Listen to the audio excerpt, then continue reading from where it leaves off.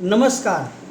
આજે હું આપની સમક્ષ ખેડા જિલ્લાના આરોગ્ય વિભાગના જે પેટા વિભાગો આવેલા છે, જેવા કે વસો, માતર, કપડવંજ, કઠલાલ, આવા અનેક સેન્ટરો આવેલા છે. બ્લોક ઓફિસ, જેઓ તાલુકા હેલ્થ ઓફિસર તરીકે ઓળખાય છે, તેના અંદર ફરજ બજાવતા જે કર્મચારીઓ છે, THS MPHPW, આ કર્મચારીઓ ઘણા લાંબા સમયથી એક જ સ્થળ પર ફરજ બજાવે છે. બીજું કે આ લોકો નોકરી પર પૂરી નિષ્ઠાવાનથી બજાવતા નથી અને લાલિયાવાડી ચલાવે છે. આ હું એમ કેમ કહી શકું છું કે મેં 2005ની હેઠળ RTI દરેક બ્લોકમાં કરેલી હતી. તેના નિભાવ રજિસ્ટરો મેં માગ્યા હતા. આ નિભાવ રજિસ્ટર સરકારી ખુલ્લો રેકોર્ડ હોય છે. તેઓને ફરજિયાત કોઈ પણ RTI એક્ટ મુજબ માગે તો તેને પુરાવા તરીકે આપવા પડે છે. પણ આ લોકોએ કોઈ પણ દિવસ આ રેકોર્ડો નિભાવેલા ના હોય તેવું મને જાણવા મળેલું છે. અને મેં RTI કર્યા પછી તેઓનો એક જ ટાઈપનો જવાબ, સુપ્રીમ કોર્ટના હુકમ ફલાણા નામનો, આ લોકોએ લખી અને મને મોકલ્યો છે. એક જ ટાઈપ કરેલો હુકમ, અને એ હુકમના પર ખાલી બ્લોક ઓફિસરોની સહીઓ અલગ અલગ છે. દાખલા તરીકે કપડવંજના, વસોના, કઠલાલના, માતરના, ખેડાના, આ દરેક ઓફિસરોની સહીઓ અલગ અલગ છે. કારણ કે દરેક અલગ અલગ ઓફિસરો છે. પણ માહિતીનો જવાબ છે, જે જવાબ આપવાનો હોય છે પત્ર વ્યવહારમાં, એક જ ટાઈપનો હુકમ કરેલો છે કે સુપ્રીમ કોર્ટનો ફલાણો નંબર આપને માહિતી આપી શકાય તેમ નથી. અને આ લોકો લાંબા સમયથી ફરજ બજાવે છે. જો બદલી થાય તો એમના આકાઓને મળી અને તરત જ પાછા એ સ્થળ પર હાજર થઈ જાય છે. ખરેખર આ રજિસ્ટરો એવા છે કે એમને નિભાવવા પડે, સરકારને બતાવવા પડે. સરકારને પણ ગેરમાર્ગે દોરે છે આ રજિસ્ટર વિશે, પ્રજાને પણ ગેરમાર્ગે દોરે છે. એ હું છાતી ઠોકીને કહું છું કે મેં આ માહિતી માગી હતી, એનો આ લોકોનો આ એક પત્ર છે, જવાબનો પત્ર છે, જુઓ.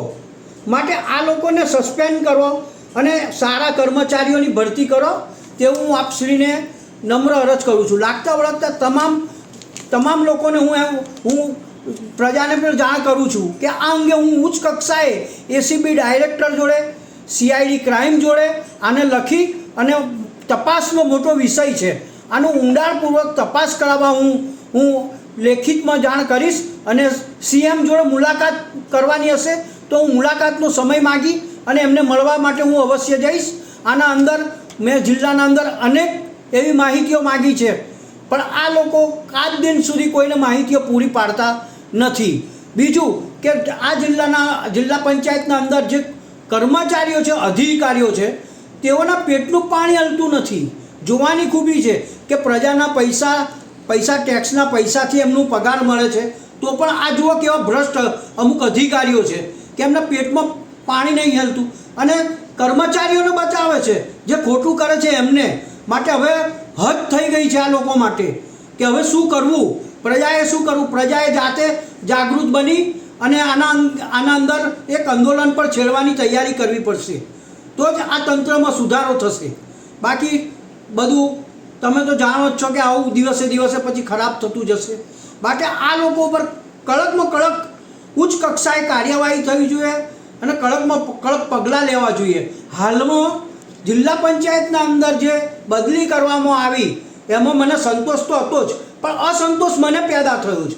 જે SK કરીને છે એ પહેલાં જિલ્લા પંચાયતના અંદર જિલ્લા શિક્ષણ ખાતામાં જિલ્લા ફેરબદલીમાં સ્પેશિયલ એને ત્યાં ચાર્જમાં બેસાડવામાં આવ્યો હતો. ત્યાર પછી પાછા એ TDO તરીકે મહેકમમાં બેસાડવામાં આવ્યો હતો, નાયબ જિલ્લા વિકાસ અધિકારીની કચેરીએ, મહેકમનું ટેબલ. ત્યારે એમણે 97 તલાટીની બદલી કરી, એક સામટી. આ શું છે બધું?